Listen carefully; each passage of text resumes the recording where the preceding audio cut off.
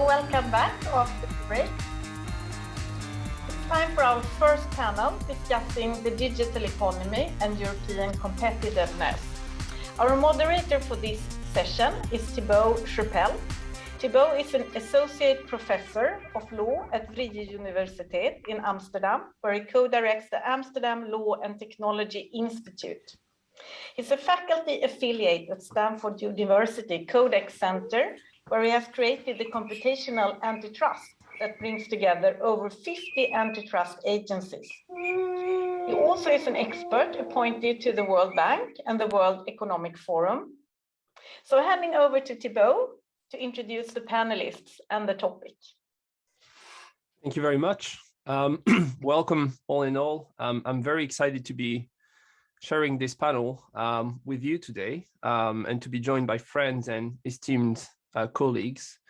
So we are joined by Annabelle Gawer, who is a chaired professor in digital economy and the director of the Center of Digital Economy at the University of Surrey. We are also joined by Justus, who is an adjunct professor of law at Northwestern University in the United States.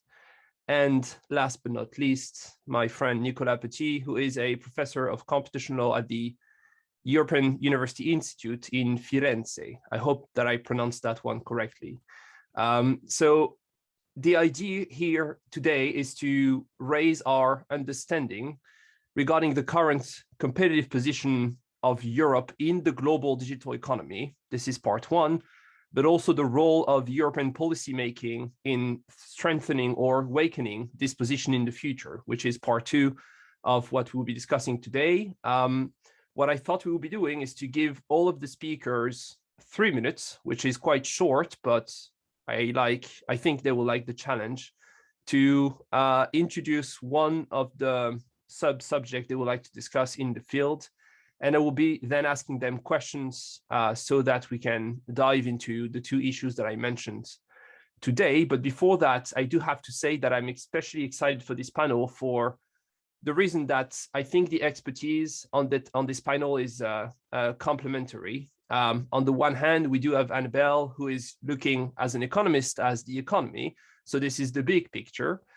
We also have Nicolas with us, who is an antitrust scholar. So mainly focusing on the firm, which is the agent playing in the economy, and Justus, who is an expert in patent policy. So here we enter the firm black box. Of course, it's a bit more complex than that. And if you have read their work, you know that they also discuss the other levels. But I think we are in good hands for that reason. So without further ado, I will give the floor to you, Annabelle, to kick us off in about 3 minutes regarding one of the subjects that you have chosen for us. Thank you very much, Thibault, and very, very happy to be here. Apologies for the camera having a bit of an issue. So Thibault, can you just remind me the main question you wanted me to talk about for 3 minutes? Just if you can clarify for our audience. Sure. I mean, and this is where you will see this is quite a challenge. You could choose whether to discuss the position of Europe in the digital global economy. So right. Are we competitive? Are we not? Yes. Because we've seen lots of reports and they say a bit, yes. You know, of everything. So yes. Yeah. Okay. So in terms of the position of Europe in the digital economy, let's separate the supply side from the demand side. Okay. So on the demand side, Europe is a leading user of digital applications, digital infrastructure, digital services. And in terms of adoption, Europe is a leading adopter. So citizens and individuals, organizations have a fantastic access to digital infrastructures and connectivity.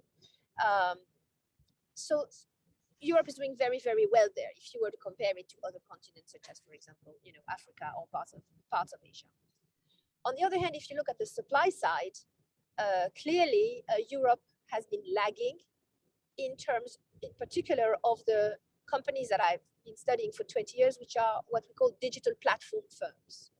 So if you look at the leading digital platforms today, where they are in America, I mean, coming from America, we're talking about Google, Amazon, Facebook, now Meta, Apple, Microsoft. And then in Asia, you've got leaders like Alibaba and Tencent.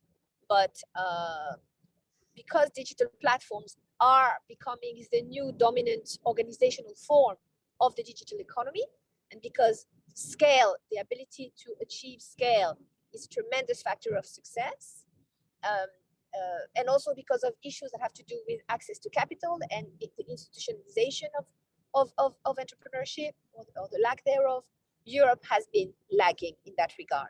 That is the context within which there is a big effort to regulate the digital economy. It is not the only reason why Europe is taking a leadership position in trying to scrutinize and to constrain the behavior, in some cases the anti-competitive behavior, but other types of abusive behavior of big digital platforms. But that is important to understand. I think I've reached my three minutes.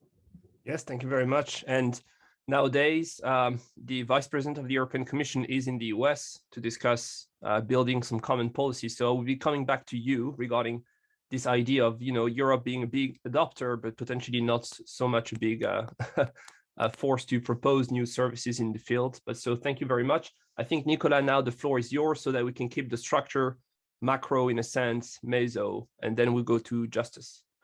So Nicolas, welcome, and the floor is yours. Thanks, Thibault. So I want to use my 3 minutes to talk about a puzzle that only a few persons seem to see, but I think this is one of the puzzles that keeps me very, very curious and very uncertain about the state of affairs. So the puzzle is this.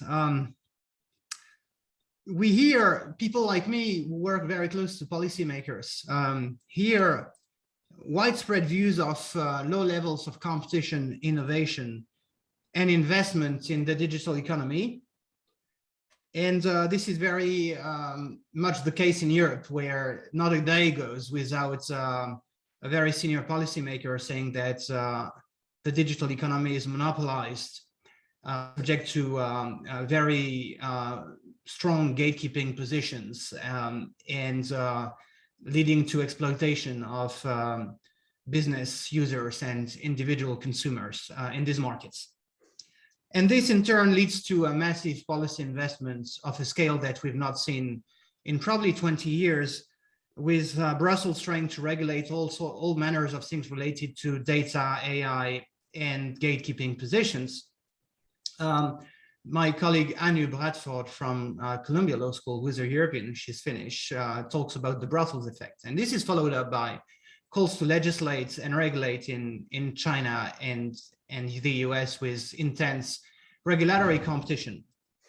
So where is the puzzle? The puzzle is that at the same time as we are seeing this massive policy investment into new regulation for the digital economy, related to monopolization of a scale that would not exist in any other industry sector or in any other period in the economy, except maybe the end of the 19th century. At the same time, we're seeing abundant and anecdotal evidence of entry, new firm creation, and entrepreneurship. I'm going to throw here some names of firms that didn't exist 10 years ago: Shopify, Twilio, Roblox, Substack, Zoom, Snowflake, Cloudflare, Robinhood, Coinbase, Datadog, Salesforce, Coursera, ServiceNow, Slack, Square, Nextdoor, Stripe, Zoom, you name it. We're also seeing extreme incumbents versus incumbent competition in terms of price entry, diversification, innovation, and degree of effort. Google is going after Amazon, Amazon is going after Google, Facebook is going after Apple, Apple is going after Facebook, and so on and so forth. The gatekeepers are engaged in dog-eat-dog competition. It's as simple as that. So the last piece of evidence or anecdotal evidence I want to bring here is that it might be true that Facebook has 100% market share for 10 years. The question, I think an interesting question, a puzzling question, is whether Facebook is the same firm today as it was 10 years ago. Okay, so the question and the puzzle on which I want to close is this. Is the policy structure having the sort of drunk man or woman problem by looking at the lost keys under the lamppost? Europe might be excused to the effect that these new firm creation and entry do not occur on the old continents, Most of these new firms are created in the US, but then that raises a different problem than the problem of competition for market share. It raises first and foremost the problem of how do we create new firms in market segments which are not essentially the core markets in which the gatekeepers operate. All right, so that's what I want to close with, and I think the question is how do we generate this business dynamism that we seem to have lost with a very strong competition policy. Again, I'm just going to stop here, but remember as a data point that there is absolute consensus in the economics profession that our competition policy in Europe has been much stronger over the past 30 years than the American one. So if we don't have new firm creation with a stronger antitrust policy, what are we making wrong? Do we double down on making the same competition policy more aggressive, or do we need to change the software? So this is what I want to close with. Thank you very much. And that's a big puzzle with many different pieces. I hope we can explore a few of those. Thank you also for making me very proud. I checked, and indeed, Coursera was created in 2012, because I remember using it around that time. So you are making me very proud to be one of the first users of that platform. So thank you very much. Justus, the floor is yours. Yes, thank you very much, Thibault. Thank you very much to the organizers for having me. So I've been deeply involved over the last few years in a specific policy debate regarding the digital economy, which is a policy debate regarding the licensing of standard essential patents. But I want to use my time to speak about the big picture, which I think informs a little bit how the policymaking in that area is approached. So European competitiveness in the digital economy is almost traditionally a bit of a painful topic from European perspective. So we already heard from Annabelle that European companies are not strongly represented among these GAFAM, FANG, the unicorns of this world, these digital companies that change the world in a short time. And it's not limited to this topic of these platform companies. If we look at the 10 largest PCT patent applicants over the last 2 years, which are all in the larger field of information and communication technologies, we see one European company, one American company, actually 8 companies from Asia. So there is, there seems to be evidence that European companies are not necessarily strongly represented among the drivers of this digital economic revolution, which is a problem if we look at the effects of digitization on the competitiveness of the broader economy. So if we look at a traditional European industry such as automotive industry, and we look at the most valued car makers in the world, we see that 3 out of the 5 most valued car makers in the world were created after 2000, and none of them was in Europe. And we understand that this is driven by disruptive technological change, which looms large for an increasing number of industries, which raises the importance of basically the preparedness of European economies to implement, to uptake ICT innovations. And even though Europeans are certainly well connected compared to developing countries, it's also true that according to recent statistics, about 1 in 4 Europeans can currently connect to a 5G network compared to 76% of Americans. So there's still some work to be done regarding the uptake and deployment of new innovative technologies. But the one measure of digital competitiveness that I think the European policymakers are most concerned about right now is more like a broader issue of digital sovereignty, which is more related to this idea of the competitiveness of our rules and norms. So there's this increasing reckoning with this power of digital technologies to transform our societies. And there's this desire to be in the driving seat of that evolution that has long been driven by suspicions of large, powerful, foreign, mostly American companies hoarding our data and evading our taxes. But it obviously did not help that some of these companies' business models is quite explicitly premised on the idea of changing our laws and regulations, in particular, like things such as social security protection for digital freelancers, zoning rights for tourist accommodations, or licensing systems for transportation services. But now it's also increasingly driven by suspicion of foreign government actors or private companies suspected of having some kind of unsavory alliance with government.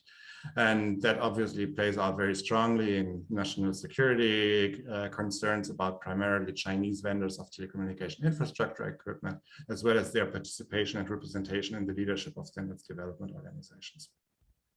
Underlying this notion of the sovereignty is the idea that we as Europeans do not want to endure a digital revolution on other countries' or systems' terms. The idea that the incompleteness of our own political union has maybe weakened us in a global competition about defining the norms of the digital age. And in some sense, recent important policy debates in this sphere have actually belied that notion. If we think of things such as privacy, net neutrality, we see that in Europe there has actually been quite unified, quite voluntaristic political action, which from the point of view of European policymakers might be seen as a success, and that European decision makers were successful in imposing rules on these powerful foreign actors. And even some plausible claim that this European action provides a model, especially to policymakers in the US, where the approach is much more state by state and much more partisan than it currently is in Europe, at least on these issues. Of course, economists' judgment about the effectiveness of these rules and European policies is much more divided. So I think that this very big picture is useful when it comes to understand the dynamics on the particular policy issue I'm interested in, which is the standard essential patents policy. So here as well, there are massive conflicts over different courts, different countries' courts' jurisdiction to adjudicate disputes about SEP licensing terms. But even more importantly, there appears to be a little bit of a competition or a race between regulators in the EU, in the US, in the UK, in China, to take steps to improve the efficiency of SEP licensing. In other words, to reform the very much global SEP licensing game on their terms. And I worry a little bit about the precedent that the GDPR and measures as such have set, in that I believe that European competitiveness is not and should not be defined in opposition to foreign influence, and even less in terms of our ability to set and impose our rules abroad. I'd like to unpack a little bit that notion and question the notions that we as Europeans actually have established norms, rules, and standards on such issues that we would like to promote. Rather, I think that we should strengthen the competitiveness of European stakeholders, companies, civil society, policymakers, scientists, to be active, competitive participants in an international open standard setting process in which Europeans have traditionally fared quite strongly. And I'd like to close on that. Beautiful. Yes, thank you very much. I've seen, I think yesterday or 2 days ago, that the European Commission announced new policy regarding also open source software. And so that's also something I want to discuss, but I will now dive into the questions, and I do have some specific questions. Of course, feel free to answer the question if the question is not addressed to you directly, but I will start with Annabelle with, again, this idea of the big picture. It seems to me that, and so for the context, most of our audience is specialized in IP. And so what you see in the field of competition with the Digital Markets Act and lots of US legislations coming, it's hard to keep on the list, is that the regulator is moving away from the micro approach in which you will tackle certain practices to something which is more macro, in which you would say, okay, you should never do this, you should never do that. Here's how you should structure the business model. So the question for you, Annabelle, is, do you think they're right in changing their perspective? And what did you find in your research as to whether or not there are some problems which requires regulation instead of just, applying the nitty-gritty of the law such as it exists? Thanks for the question. And I just want to say that I thought the comments also of the previous speakers were very, very interesting. I don't think I agree with the gist of what Nicolas Petit was saying in terms of what I think he was trying to say, but I thought he expressed his point of view in a very interesting way. Justus' point, I think, resonates more with what I think is correct, which is that clearly when we speak about competitiveness, about European competitiveness, we are putting that in frame of market competition.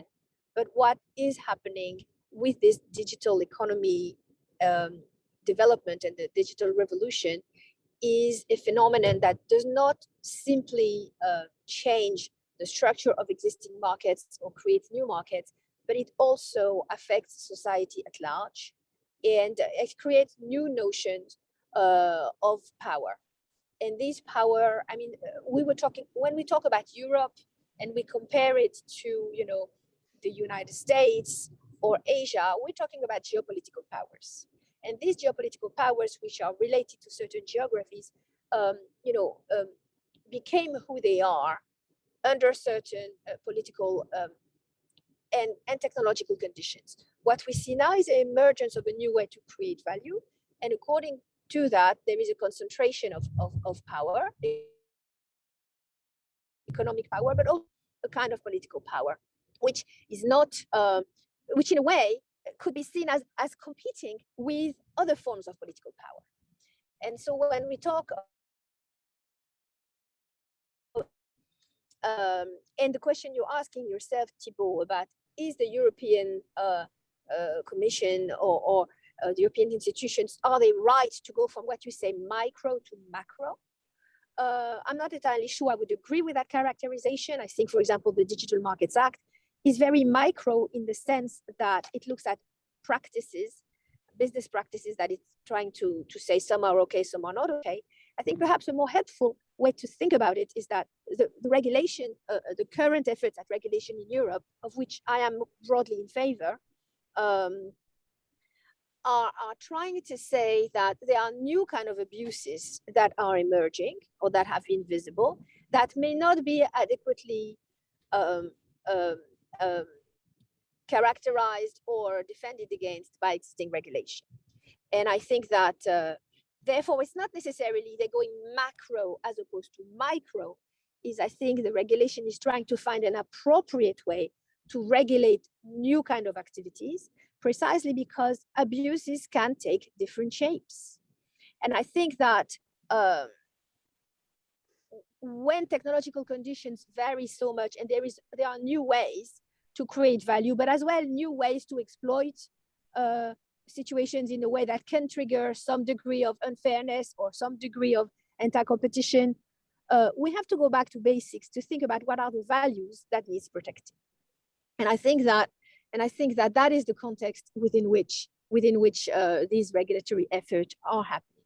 And I would also like to react, I think, to a point that I may have heard it wrong, but that's what I heard when I listened to my esteemed colleague Nicolas Petit. I think I heard an argument that said something along the line of this: Europe has not been competitive, which I agree. Europe has been Europe had a very strong antitrust enforcement, corpus, which may or may not be true. It's true that there have been antitrust. For example, suits leveled at Google for over 20 years, with fines that looked on the face of it like they were very high, but it turns out it didn't really move the dial on competition. And then somehow there was a causal link that seemed to say, look, if we haven't been able to be competitive with our existing antitrust corpus, which everybody says is the strongest, then what are we doing trying to change that? And I would like to suggest that we need to change the focus a little bit. I don't think it's fair to say that the competitiveness or the vibrancy of entrepreneurship in a particular region should be only a consequence of its antitrust regulatory framework. There are lots of other things that go into whether or not there have been successful entrepreneurial ventures in digital. I completely agree with, I think, what Nicolas is saying when he says that, Europe hasn't been competitive. I think there has been a tragically short-sighted lack of investment, lack of vision, lack of risk-taking when there were opportunities at the early days of the internet. It may have been just a lack of vision. It may have been the protection of existing interests. But as a result, there's just been less investment and innovation in a very dynamic. And when I say we, I think about Europe as a continent here. Europe has certainly lost you know, a first round of the digital revolution, in terms of, if it's again not in terms of adoption, but in terms of commercialization and successful commercialization of products and services. I think what's happening now is a second round, and the second round is a sobered view of what are the great things, but also what are the not so great things that the existing supply of digital services and digital infrastructure has brought about. An increased awareness of some of the problems having to do with, you know, digital surveillance, having to do with lack of privacy, having to do with abusive practices, and therefore it can be a new deal. It can be a new chance for other companies, you know, to offer services that would be not only technologically at the leading edge, but that would also incorporate new dimensions of demand that are emerging, that would be more respect for privacy, more control in the hand of the users. And I think it's all very good. I think it's all good. And I think that Europe, you know, may have lost, if you wish, the first battle in that smaller, narrow framing of competitiveness. But because Europe is sort of looking at new opportunities, I think it's doing the right thing to try to, and I think it's having an influence which I think is positive on the United States as well as other countries and regions, in order to try to promote a vision of the digital economy that is not only competitive, but that reconciles competitiveness with a respect of fundamental democratic values. Thank you very much. So, you know, in the fashion of a presidential debate, Nicolas, you've been mentioned quite a few times, so you do have a right for reply, but let me also take this opportunity to ask you the following questions because they may actually tie it with your answer. You've written a book about oligopoly. So first, could you explain the concept in, you know, about 2 or 3 seconds? And I'm curious as to whether you see oligopoly competition accelerating since the release of your book, and if you could provide us with some concrete examples. You've been mentioning the competition coming out of the startups or the unicorns, but you know, I mean, I will let you explain the concept of oligopoly, but there is another type of competition. So first, right to reply, and also what's the dynamic here out there?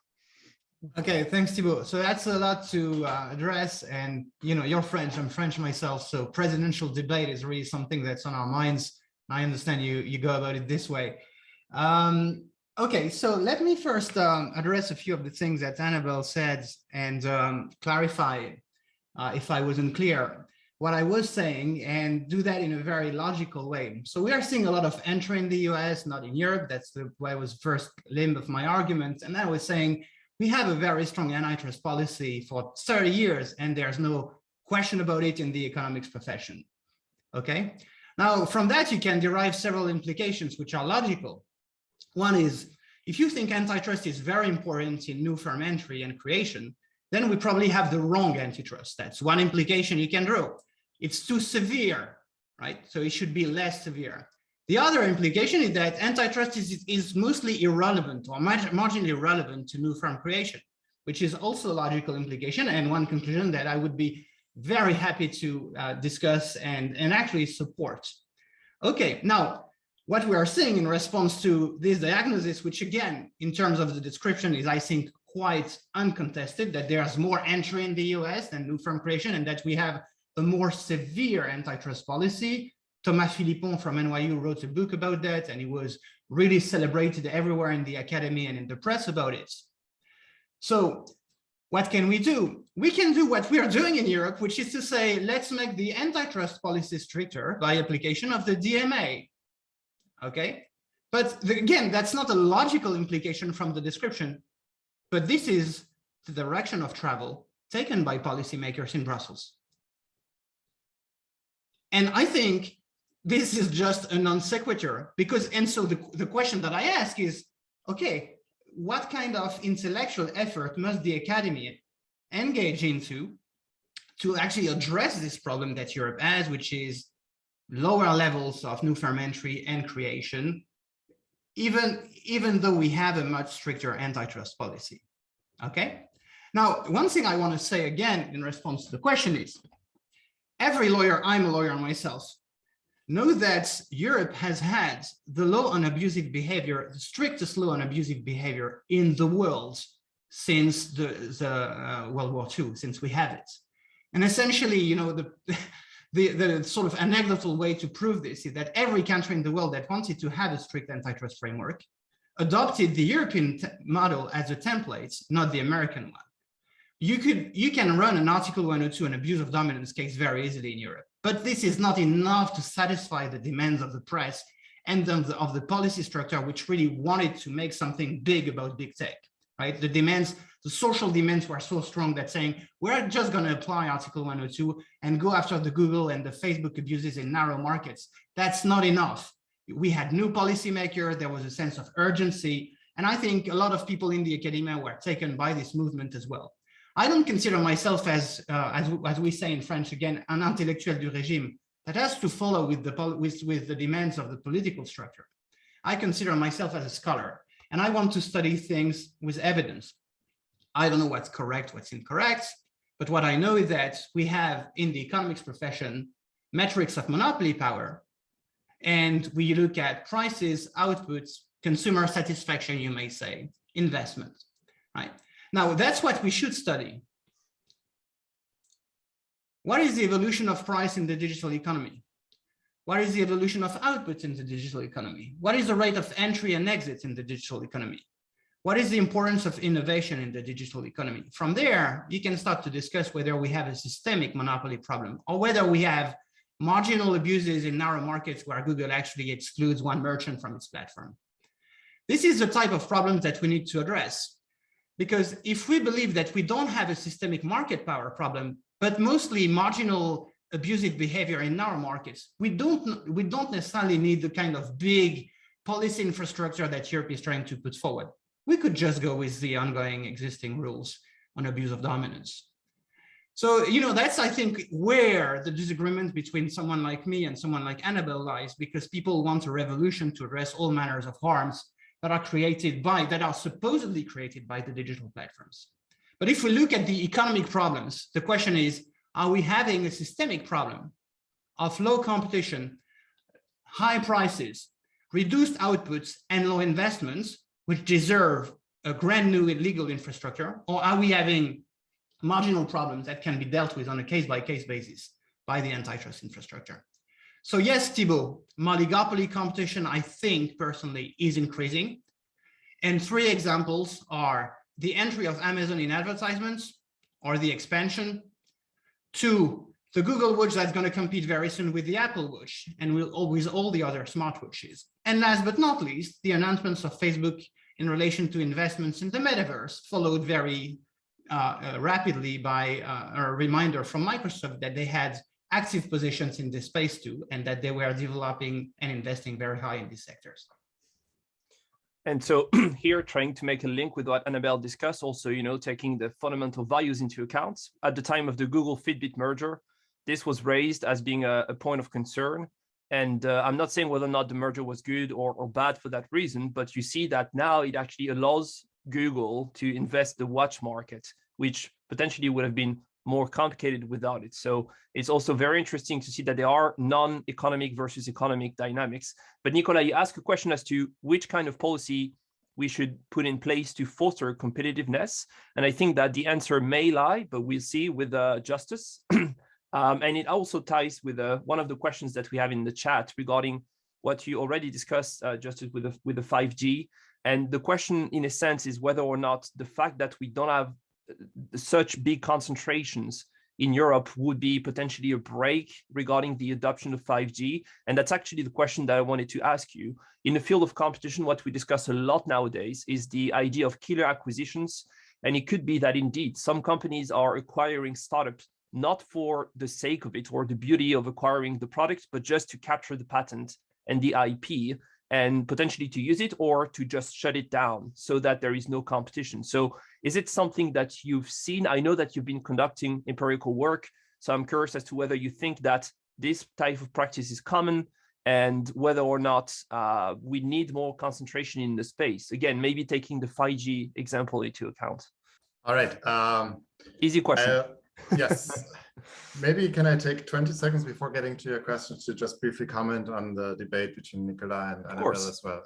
So I think that there were valid points on both sides of the debate. So I think that Annabelle is fundamentally correct, and obviously is pointing out that the fact that we had strong antitrust policy in Europe and the fact that we didn't have massive digital innovation in Europe, you cannot draw a causal inference from that, especially because much of that vigorous antitrust enforcement from European policymakers was directed at foreign innovators, and clearly directed at business practices that are applied quite worldwide. So it's not the case that this has only restricted business practices within Europe and could therefore be seen as a plausible driver of differences in company behavior in Europe as opposed to the rest of the world. The other question is whether we really want to use antitrust policy the way Annabelle suggested as a way of correcting power imbalances in a much more social sense, basically broadening the ambition of what antitrust aims to do. And I would note that this is a direction of travel not only in Europe but also in the US, in the US policy debate, where antitrust is called upon to correct some of these policy imbalances. And I think that Nicolas makes some valid points there, that we should stick to our guns and work with a toolkit that is proven and where we know that we are addressing things that we can actually measure. Sorry, I took this time away from your actual question that I also want to get to address, because I think it's really interesting. And as you rightly point out, it's increasingly coming up not only among policymakers or in the policy sphere, but also in the academic literature. So there is a recent economic research published in a top journal suggesting that as much as 5 to 7% of acquisitions of new developing technologies by large incumbent companies might be killer acquisitions, might have the clear and explicit goal of killing that project, and that we as consumers, we as users of these potential innovations lose out because of that, and that something might should be done about that. I don't have much to quarrel with the evidence.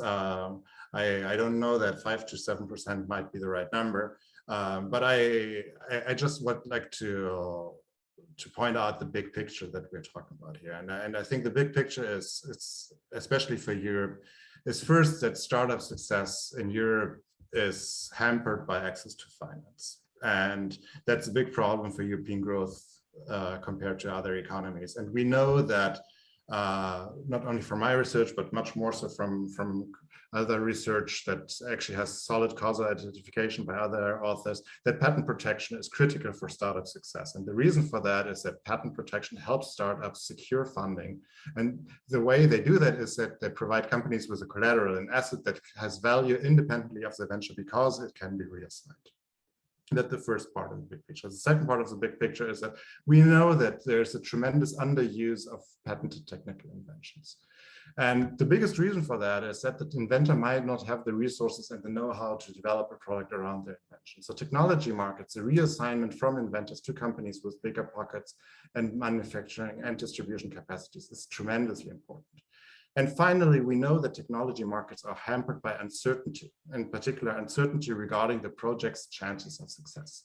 So if we put these pieces together, I'm just worried that if we get too strict about these killer acquisitions, that we're basically chilling companies' desire to participate in technology markets, because they have to be concerned about policymakers second guessing their motives for acquiring the innovative technologies in the first place, and then potentially for shutting down projects that they have concluded don't work. And another thing that worries me is that this type of discussion about what, even in the author's own view, is a marginal phenomenon in the market for technology, concerning 5% of the acquisitions, that this comes to dominate the public discourse, that it comes to dominate our perception of what technology markets are really about. And I think we have seen that over and over in the patent sphere, that like these marginal things take away so much space in our intellectual sphere. And the big picture should be that the European Commission, the European Patent Office, they're doing a tremendously valuable job in trying to bring in startups, trying to bring in small companies into the patent system, into technology markets, encourage companies to reassign their technologies to these companies, which often are large incumbents that have the best means of bringing them to the consumer. And we should be very careful in throwing a wet towel on, or wet blanket on these great and important efforts, which I think are still areas where Europe is lagging and where we can do much more to spur European growth by encouraging this type of transfer. All right, so far we've been covering the issues, and now is the time for us to cover the solutions. And of course, we're going to solve the entire problems of the European economy in just 20 to 30 minutes. And I will start with you, Annabelle. So indeed, and we've seen that from the discussion you had with Nicolas and Justus just now, that if indeed there is no causal link, or at least not a strict correlation between antitrust policy on the one hand and competitiveness on the other, then the question is, what do we do in Europe, right? And so Annabelle, you've written quite a few papers about how and when ecosystems emerge. And so could you please, one, summarize your findings and explain then what needs to be done for a more powerful European ecosystem to emerge, if indeed sovereignty is a point of concern? The reason we speak about ecosystem at all, right, in the digital economy is precisely because technology allows people, machines, and organizations to be connected with each other. There is a new opportunity to create value by bringing together people and people, organizations and organization and people, and machines together. And basically, there is both a physical infrastructure of the internet and pervasive connectivity of users so that data can be captured, can be communicated, can be processed. Okay, so just I think it's very helpful to understand, going back to basic, how is value created in a fundamentally new way. Okay, in that context, okay, the new kinds of organizational forms that are emerging, which are different from the traditional, early 20th century or even late 20th century traditional firm. What we mean by firm today is oftentimes, in terms of its organizational structure, in terms of its governance, is oftentimes basically the same structure as the modern manufacturing firm that has emerged itself from the Industrial Revolution. Okay, so I think first of all we need to understand that because of the new technological conditions, now that data can be generated, data can be captured, data can be processed, data can be accessed to, and it facilitates the identification of complementarities and the exploitation of complementarities across users, across sectors, across markets. If we take that facts, if we wish to understand the consequences of that, right? Because I always think it's very important to understand how is value created differently and how is value distributed or captured differently. If we deploy the consequences of this, we can interpret, and this is what I do, and I have a recent paper that in innovation, organization, and management, which is in free access, that explains that. We understand that the GAFAM that we see and the platforms, the ones that have triggered this regulatory backlash that we see, they're just, if you wish, the first life forms of this new climate. Okay, so we talk about often how the dinosaur went extinct when there was a big climate change. Okay, so let's think about not the end of an era, but the beginning of a new era, a beginning of a new industrial climate. And under a new industrial climate, you have the emergence of new life forms. New life forms here, new organizational forms, new businesses, new ways to make the most of what's available now. Technological conditions having to do with unprecedented processing power, unprecedented connectivity, and unprecedented adoption by billions of people and millions of organizations and lots of sensors of data that can be captured. Now, that is the reason why we see a fundamental transformation of the business landscape. And we see that entire sectors. And when we think about sectors, what do sectors mean? If you were in the sector of the paper making industry, or if you were in the sector of the retail industry, or if you were in the sector of book selling, or if you were in the sector of grocery shopping, that meant something quite distinct. But why did it mean something both distinct and stable? It's because you were looking at a supply side that was organized in a particular way, that was using particular producing technologies.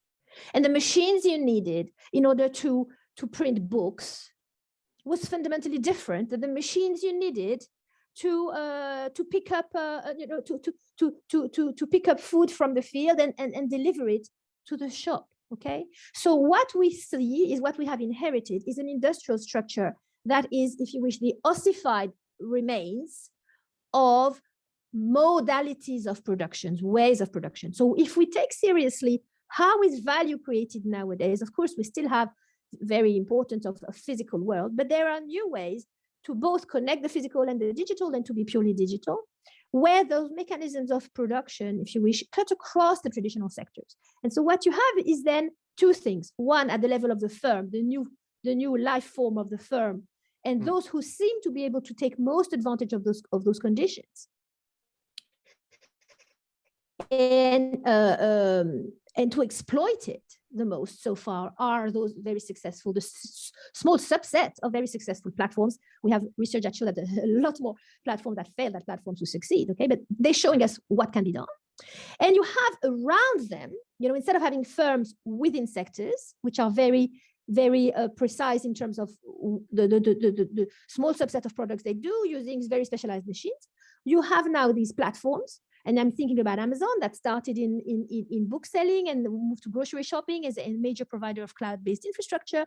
You have these platforms who are at the core of what we call ecosystems. And these ecosystems are organizations, if you wish, coalitions, federations of companies as well as users, where, and the way we define it in our paper in the Strategic Management Review, which, by the way, you know, is called a theory of ecosystem, was published in 2018. The SMJ is the best journal in strategy. It's been the most read paper on the entire year. And it reached 1,200 citations. So he obviously hit a chord that says that, okay, we define ecosystem because the word ecosystem is used in a very loose way. And you don't understand why do you need a new word if what you're talking about is alliances? We already have theories of alliances, or is it just a supply chain?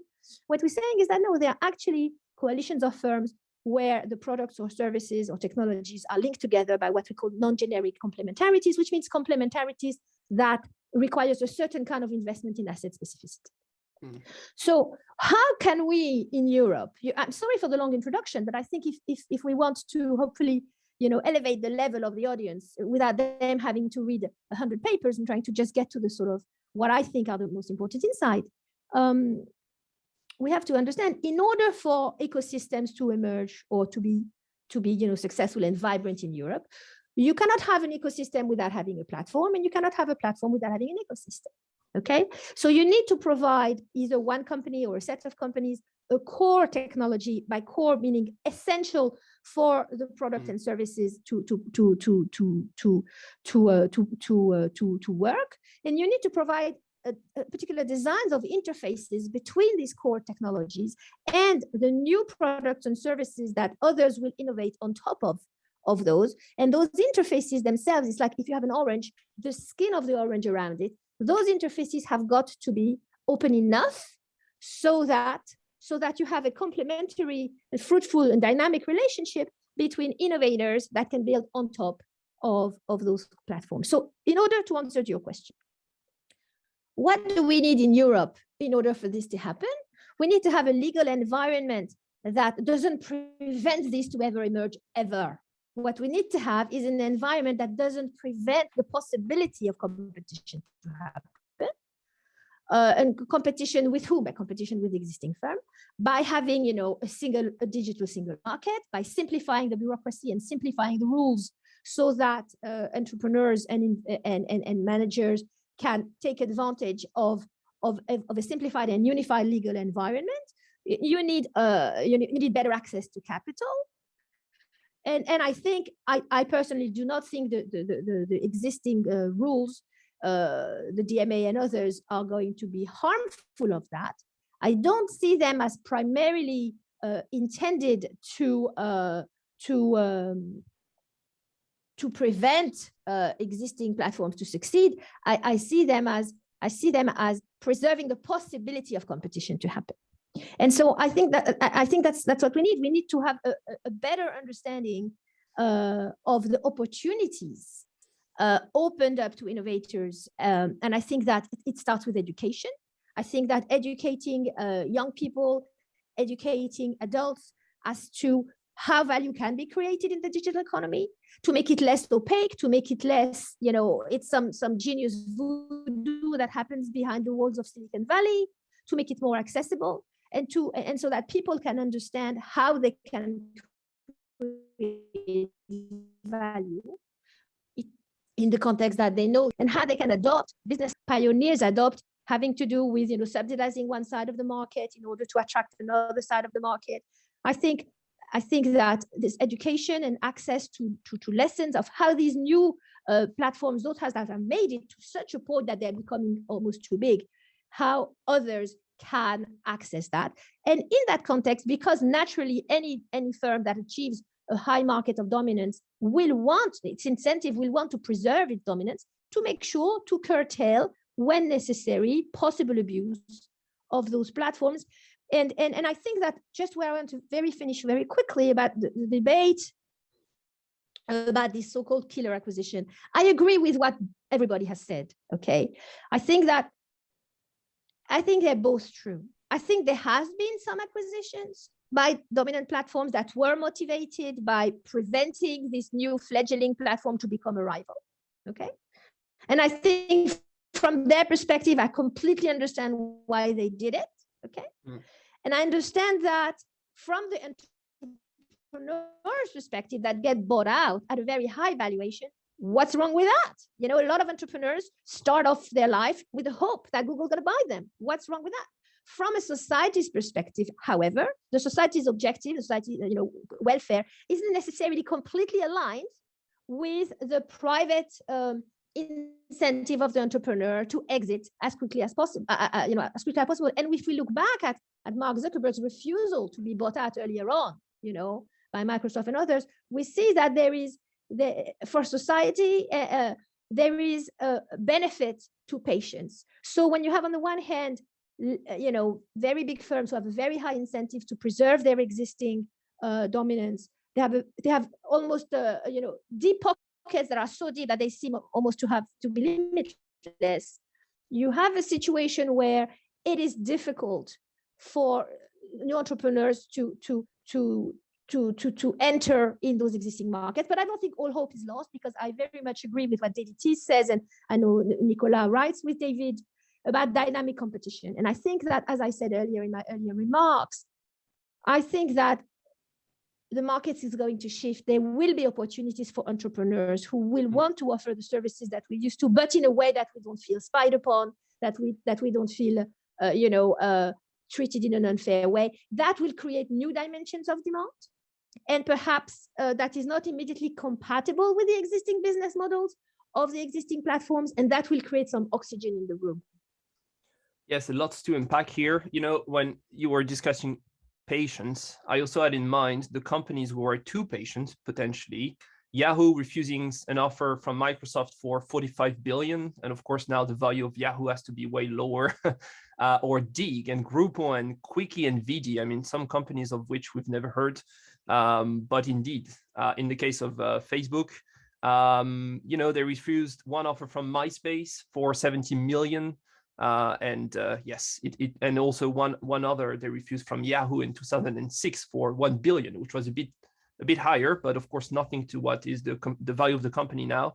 You've been discussing the legal environment, and that leads me to you, Nicolas, and the Digital Markets Act once again. And when you were, Annabelle, discussing your paper, and that's the one that I had in mind when asking the question regarding the definition of an ecosystem, I'm also puzzled to see that in the DMA, the European Commission starts page 1 saying there are 10,000 platforms in Europe, as if they were all the same, without studying the nitty-gritty of those business models. So my question to you, Nicolas, is quite simple. if you were in charge of drafting the DMA, God forbid, what would you put in it? And we had a question in the chat regarding killer acquisitions, asking for concrete examples of that. And this is indeed something which is kind of covered in the DMA. So is it something that you will retain in the DMA, or which direction would you take there? Yeah, thanks, Thibault. So I'll reply to your question head on, and then I'll generalize a little bit and get back to a few things that were said by Justus and Annabelle. So I think in a way, what I believe the DMA should do is, and does to a certain extent, is what I wrote in my book 2 years ago, which is to try to, when you see a situation in which a firm enjoys a very strong position on a market that has tipped and extracts what we call in the profession monopoly rents. If you see this firm basically sitting back on this gatekeeping position, you might want to use antitrust or the DMA to administer a shock therapy to move this firm away and require it, provide the incentives needed for this firm to explore into adjacent and more distant markets. So you want to shake the gatekeeping firm, and rather than having the gatekeeping firms shake its business users for monopoly rents. And the DMA, to a certain extent, does that. So it's not a bad instrument in itself. I think where I would probably change the DMA a little bit is, I think it's too strict on the restrictions it places on gatekeeping's ability to operate in adjacent markets. I mean, if you create a platform and you don't monetize by subscription or by commission, meaning by taking a cut on users, you don't have prices, and you monetize by advertisement, it's a fair practice for policymaking to let the firm self-preference a little bit its products on its related products on the platform, like Google having this shopping units on top. Why would, if this is the way monetization is taking place, rather than asking people to pay for a search or to take money on transactions with business users, it makes a lot of sense that the platform has some leeway to capture value, especially in environments, as Annabelle was saying, where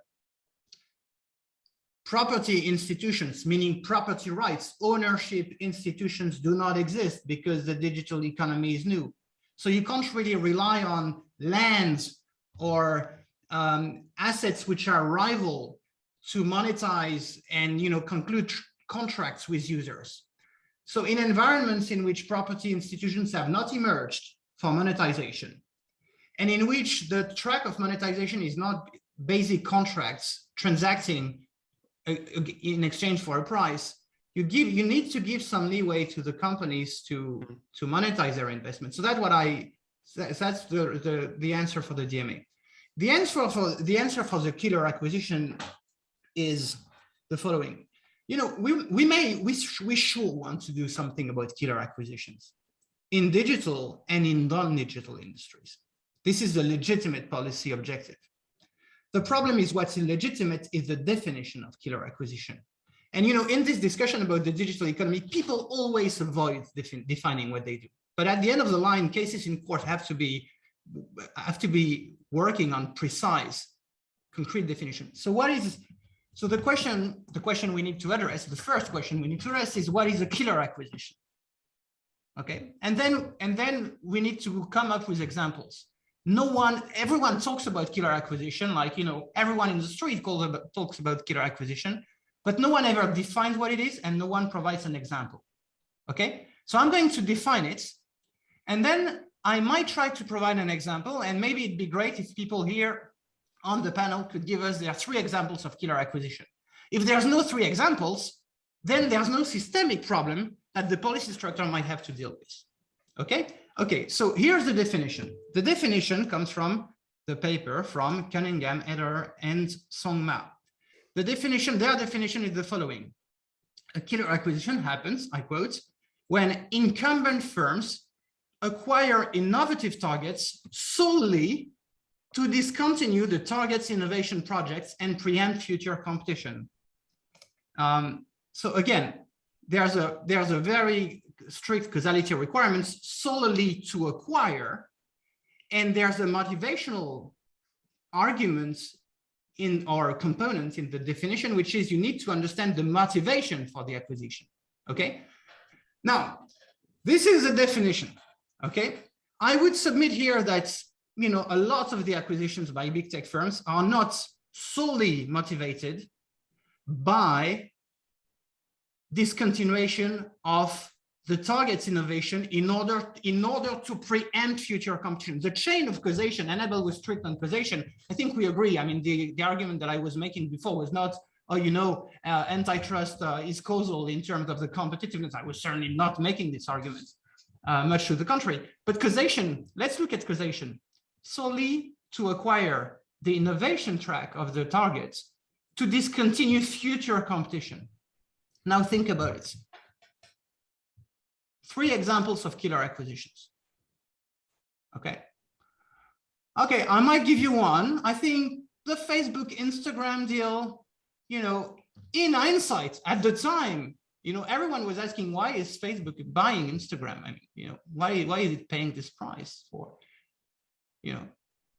So again, let's be humble about it. Right? But it still exists, right? Instagram. Yeah, so, you know, the ex post evidence would tell you that it's not a killer acquisition because Facebook actually scaled Instagram very much, right? So, you know, again, if even hindsight doesn't bring you really far, but still, you know, people in Brussels and people in DC talk about killer acquisitions as if they were a real phenomenon, again, of a scale that requires intense policy reform. So reverse the burden of proof. Yes. So again, you know, again, this is a bit unreal. I mean, the discussion we're having is a bit unreal because we don't we talk about killer, but we never really define. And when we define, we don't give examples. So if we want to be productive here, let's talk about definitions and examples. Justus, the floor is yours in any case. I see that you are raising your yellow hand, but let me also ask the following question because and you have a complicated task of trying to tie IP policy with what we've been discussing. And there is, of course, a link, but I'm wondering about the role of standardization. Do you think that it should be imposed from above? Would it be the kind of policy that you would like to see in the DMA, or I mean, the DMA or any other act or legislation? Or would you try to foster standardization from the ground? And if so, how do we do that? Is there a magic formula? Thank you very much. Broad questions and intriguing questions indeed. So I just wanted to take up Nicolas' challenge on the definition and the examples, not actually by providing these examples because I'm not an expert and I'm not sure that there are great examples, but I think there is a telling point to be made. If you look at that paper that he just cited, which I think is probably the most influential and most solid piece of work on killer acquisitions, I think it's telling that the industry they choose is pharmaceuticals. And I think that this is really critical to understand what a killer acquisition requires to be viable. So this is a market in which innovations face huge barriers to entry. So there is a lot of regulation, there's a lot of upfront investment, which really thins out the market of viable projects. So like there is competition between an incumbent drug for treating a specific disease, and there's only a very, very discrete number of candidates that could challenge that position of that drug. And in that circumstances, it's easy or relatively easy for this incumbent to identify these potential challenges and just kill them. And given these barriers to entry, there's also like a huge continuation value to holding this dominant position over this particular disease. I think that doesn't really translate well into the digital sphere, where we don't have this discrete structure of potential challengers.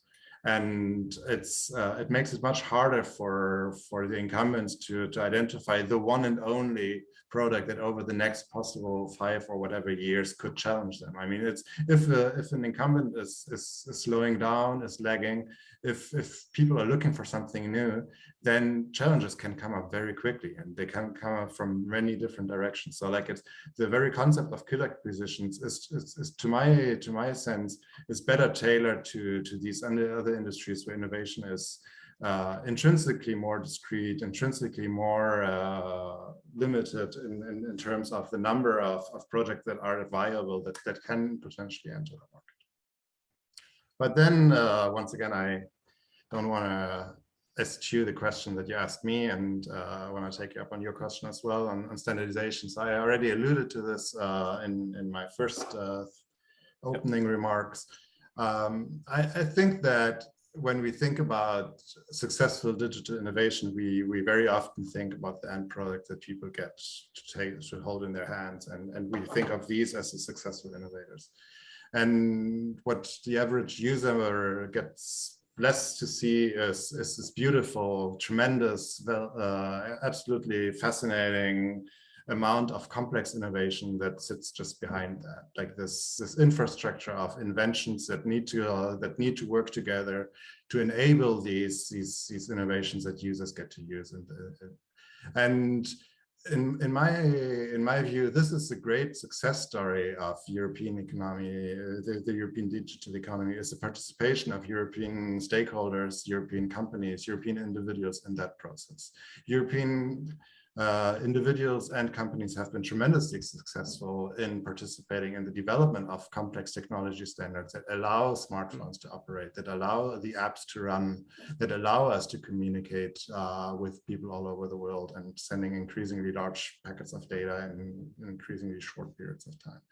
And I think that what has made the success of standardization at large, but also of the European participation in it, is the openness of the process. It's the global cohesiveness of the process.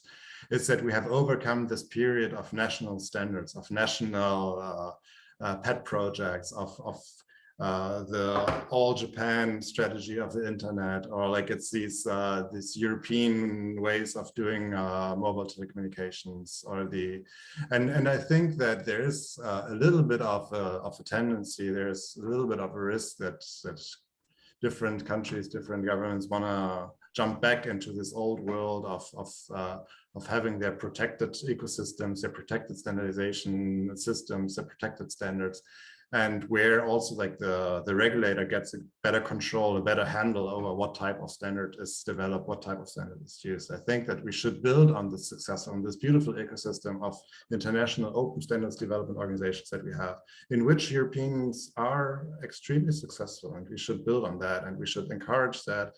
And I think that efforts to mandate individual standards, to mandate processes for different standards organizations to operate, are not in line with that success story, and we should be very careful with that. Well, thank you very much for positive note.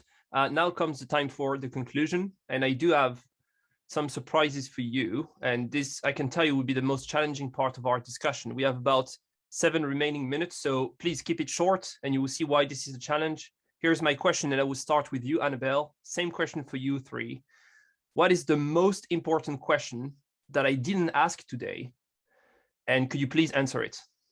So Annabelle, the floor is yours. I think you're wonderful, Thibault, but I think it's a very unfair thing to do, to both ask a very difficult question that you didn't ask, as well as the answer. So super unfair.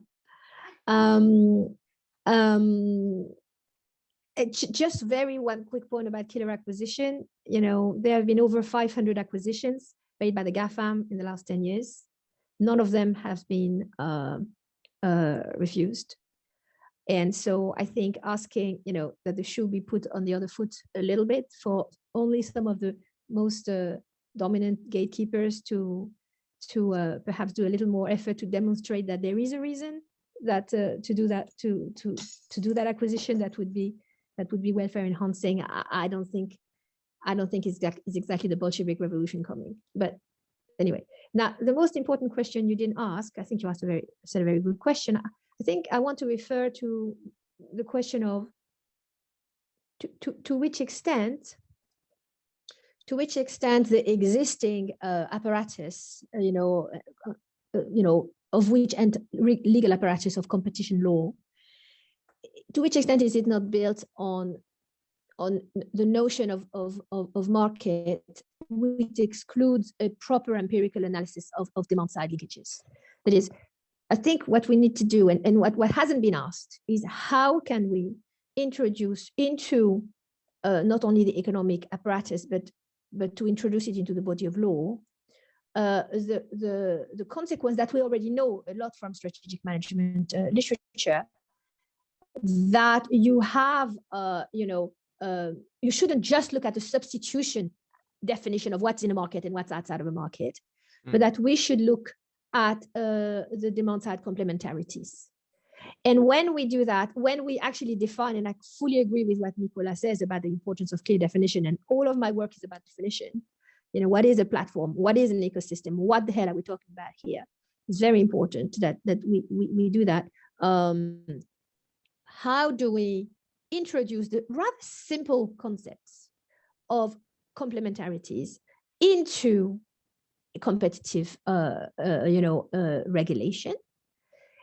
And that's the question we haven't answered. And the answer is, there is existing work out there, mine with Jacobides, a fantastic new paper coming out of the Joint Research Center in Seville of the European Commission, author Bruno Carballa, Smichowski, Nestor Dush-Brown, Gomez Losada, and Burton Martins, where they say when the markets lose its relevance, an empirical analysis of demand side linkages in platform ecosystems.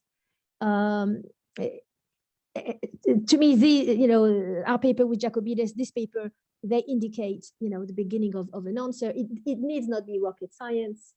It's just trying to look at the phenomenon that we have, and to infuse 2 or 3 very important insights into the way regulation and law is written for, so that it is fit for purpose, without any political agenda, just that it fits for purpose for the digital economy. And I think that's what's lost. You see, these are such hotly contested debate. There is so much money being thrown. There's so much lobbying going on. There is so many people who are very polarized because, big tech is awful. Let's break them up. Oh, big tech is great. And what, you're going to break innovation. But the nature of the debate is so low because it's so polarized. And I think the value of a roundtable like this one and this conference is to have, discussion at a level that transcends these advocacy debates.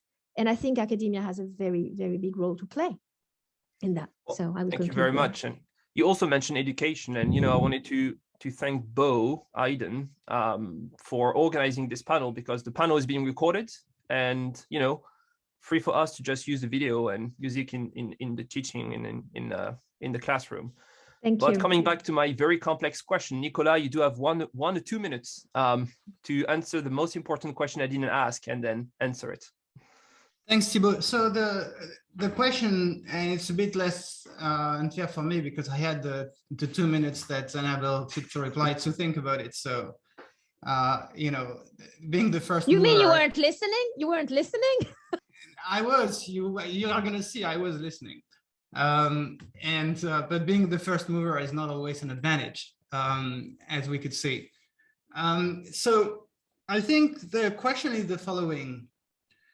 So if the economic properties of digitalization are such that we must accept an economy of large oligopoly firms that grow and diversify as the dominant paradigm for industries, at what legal conditions is this economic arrangement acceptable,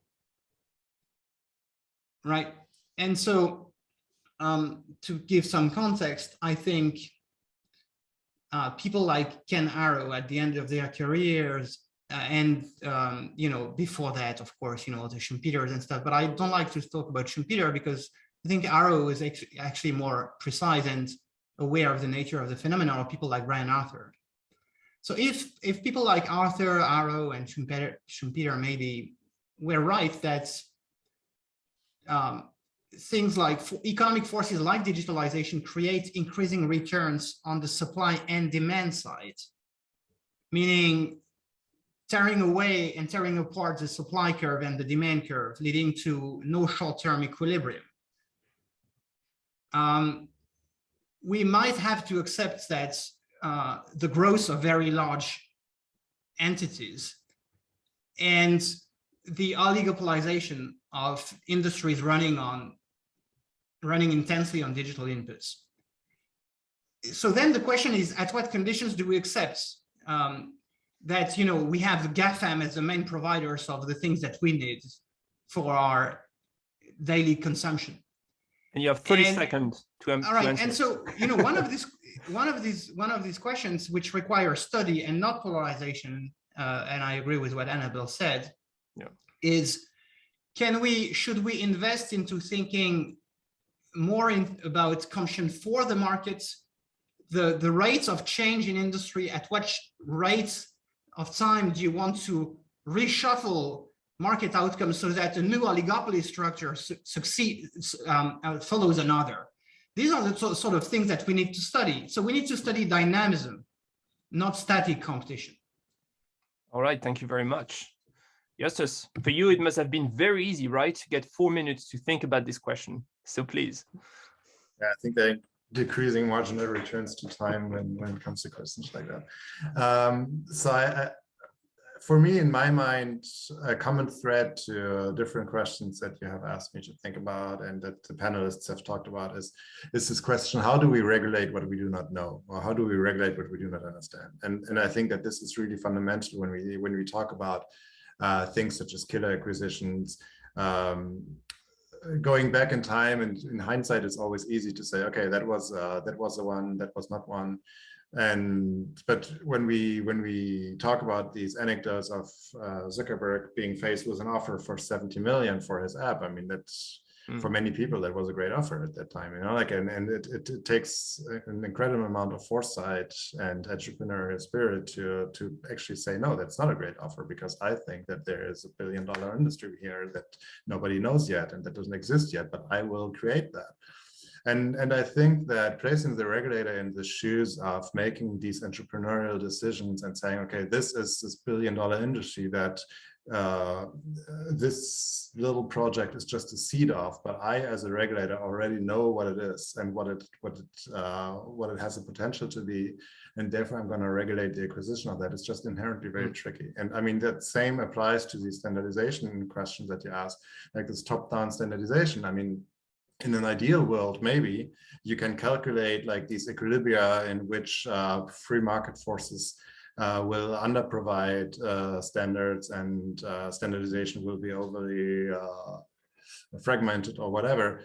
But it just requires a tremendous amount of technical information centrally held by a regulator who is capable of not only determining the right amount of standardization in the industry, but also capable of identifying what is the best technological solution for each particular problem. I mean, there's a reason why our digital infrastructure rests on a decentralized system, where these systems are distributed over an incredibly large number of different subject matter experts that are employed by different organizations all over the world. And I think that it's just very, very difficult to compete with that for any central regulating entity anywhere in the world. All right, beautiful. Well, all of you have been mentioning Darwin and dynamism and decentralization, so you are making me a very happy person. Thank you very much to the three of you, also to CPI for organizing this great conference. I'll see you very soon. And until then, take care. Bye-bye. Thank you. Thank you very much for having us. Bye. Bye. Thanks all.